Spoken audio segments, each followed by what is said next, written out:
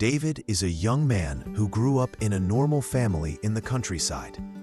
From a young age, he had a special passion for cooking, especially baking. Every time his mother went into the kitchen to bake sweet potato cakes, the fragrant aroma spread throughout the house, making the whole neighborhood marvel. To David, it was not just a dish. It was a childhood memory, warmth, and the love from his mother. As he grew up, despite having many opportunities to choose safer professions, David decided to pursue his passion for baking. He enrolled in courses, worked part-time at a bakery to learn the trade, and saved every penny to prepare for the day he could open his own shop. And then that day came. With limited capital and a heart full of enthusiasm, David opened a small bakery called Home Flavor, as a way to preserve old memories in a new form. The first cake he made was purple sweet potato bread, an upgraded version of the cake his mother used to make. The crust was lightly crispy, the inside soft and smooth, with the sweet aroma of sweet potatoes and butter. David didn't expect his business to be a huge success right away. He just hoped that when customers ate, they would feel the love and sincerity he poured into it. For him, that cake was not just a product. It was a piece of his soul. Although the start was humble, David was full of hope. He believed that if he worked with all his heart, someone would feel it. But he didn't know yet that the journey ahead would require not only talent, but also the courage to face feedback, criticism, and the difficult choice between staying true to himself or pleasing others. On the opening day of the bakery Home Flavor, David woke up early in the morning, preparing everything meticulously as if he were welcoming a long-lost family member. The glass display case was spotless, the handwritten chalkboard signs still fresh, and the aroma of freshly baked sweet potato cakes filled the small street. The first customer to enter the shop was a middle-aged man, dressed neatly in a shirt, seemingly an office worker from nearby. He smiled, picked the first purple sweet potato cake, and sat down at a small wooden table by the window. David anxiously observed every expression on his face, as if waiting for a test result. After a few bites, the man nodded in approval and offered a sincere suggestion. "The cake is pretty good, soft and fragrant, but if you added a bit of cold cuts or cheese, it would be richer and more suited to adult tastes." David nodded and thanked him, smiling, but with a slight uncertainty in his heart. Is this sweet, purely vegan cake too simple? Should I change it a bit to suit the market taste? He wondered. That night, David stayed up late experimenting with a new version, adding cold cuts, a bit of cheese, and adjusting the flavors for balance. He thought to himself, maybe more customers will like it. And the next morning, the sweet potato bread with cold cuts was launched. He taped a small note saying, "New version, give it a try," on the counter, feeling both excited and worried. Little did he know, this was the first step that would lead him away from the original cake, the one tied to his love and his memories. On the second day, the atmosphere in the bakery seemed livelier. A few customers stopped by, curious to try the new cake with cold cuts. David felt happy that the change seemed to be working. Everything seemed to be progressing well, until a young woman walked in. She was wearing a white t-shirt, her hair neatly tied up with a friendly expression. After a moment of looking around, she picked the new version cake and took a small bite. But soon after, her face froze. She gently asked, "Does this cake have meat in it?" David nodded. "Yes, do you like this version?" She smiled lightly, but seemed a bit awkward. "Actually, I'm a vegetarian. I walked by your shop yesterday and saw it was labeled as vegan sweet potato cake, so I came back today to buy it. I thought it was the same kind of cake my mom used to make, but after the first bite, I realized I was wrong." She thanked him and left, leaving David standing there, dazed, in the shop. The words, "the cake my mom used to make," kept repeating in his head, like a small bell ringing in his heart. This cake wasn't just food. It carried memories. It carried emotions. And he had unknowingly lost that. That night, David was troubled. On one hand, he wanted to please his customers and make cakes that suited the market's taste. On the other hand, he felt he was drifting away from what made him love this craft in the first place: sincerity and family memories.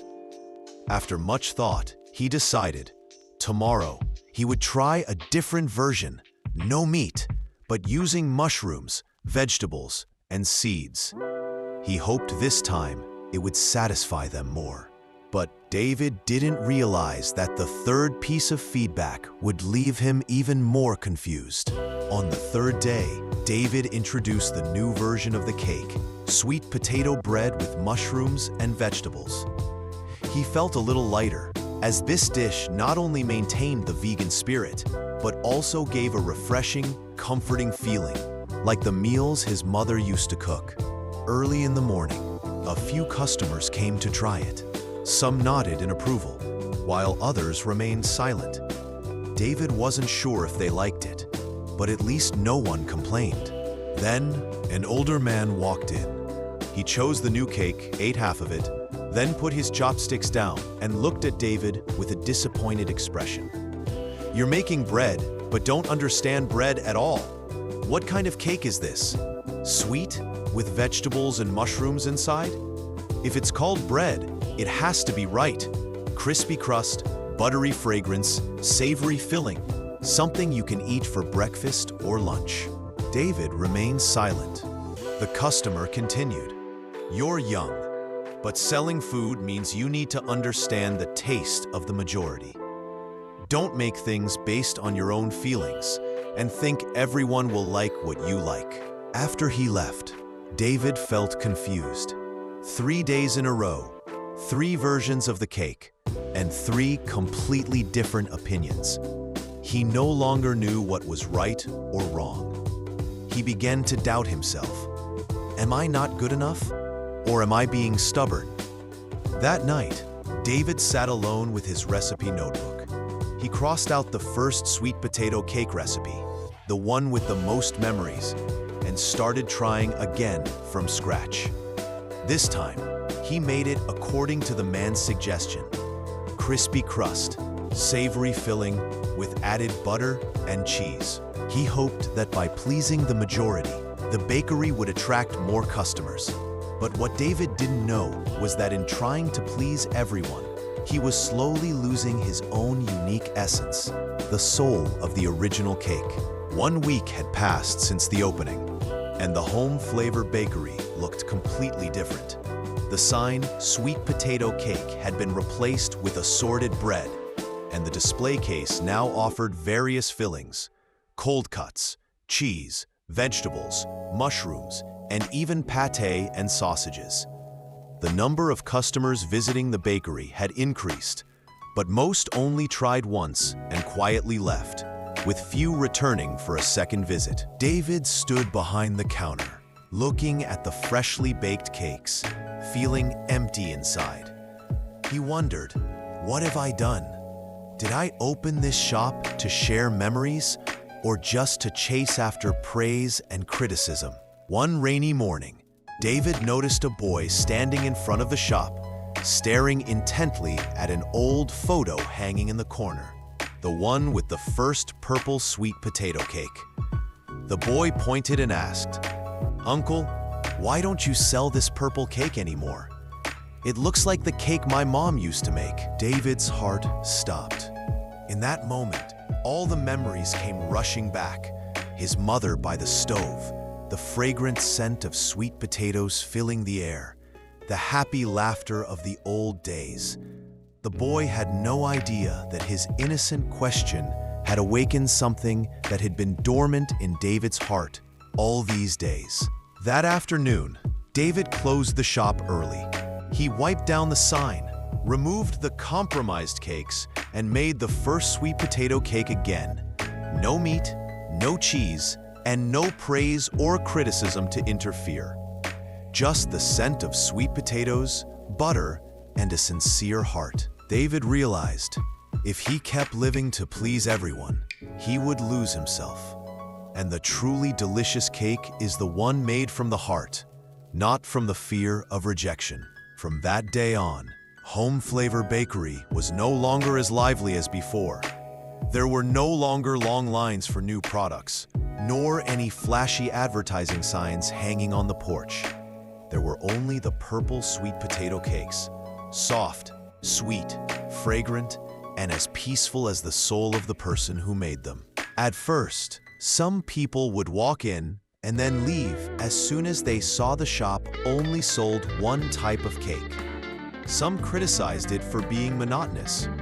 But there were also those who smiled when they took a bite of the small, delicate cake, their eyes gleaming with something familiar and gentle. Though there were fewer customers, David felt a strange sense of peace in his heart. He realized something simple yet profound.